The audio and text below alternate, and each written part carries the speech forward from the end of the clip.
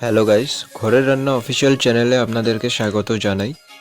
আজকের রেসিপিটা হচ্ছে মায়ের হাতের চিলি চিকেন ড্রাই ফ্রাই। ম্যারিনেশনের জন্য ফার্স্ট আপনারা দিয়ে দিবেন 1 teaspoon ginger garlic paste, 1 teaspoon salt, একটি ফাটিয়ে রাখা ডিম, and then the main ingredients যেটা হলো cornflour for the fried chicken.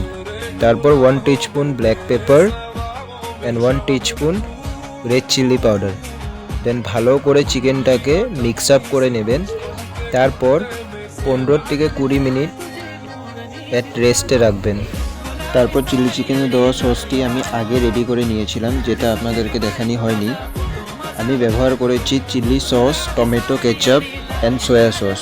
For থিকনেসের জন্য আমি একটু ওয়াটার অ্যাড করেছি।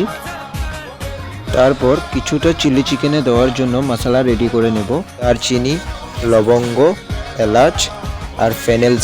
গরম তেলে চিকেনগুলোকে হালকা স্টিম ফ্রাই করে নেবেন। তারপর ফ্রাই করা চিকেনের তেলে শুকনো লঙ্কা আর পেঁয়াজ কলিটা দিয়ে দেবেন। পেঁয়াজ কলিটা অপশনাল, আপনারা চাইলে দিতে পারেন, আমরা ফ্লেভারের জন্য ব্যবহার করেছি। তারপর আদা কুচি, রসুন কুচি দিয়ে ভালো করে নেড়ে চেড়ে নেবেন। কেটে রাখা পেঁয়াজ আর ক্যাপসিকামগুলো দিয়ে ভেজে রাখা চিকেনগুলো দিয়ে দেবেন।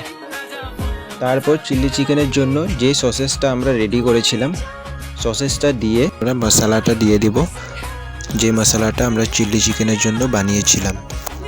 অ্যাট লাস্ট কাঁচা লঙ্কা আর কর্নফ্লোর দিয়ে দিবেন। কিছু সময়ের জন্য অপেক্ষা করবেন।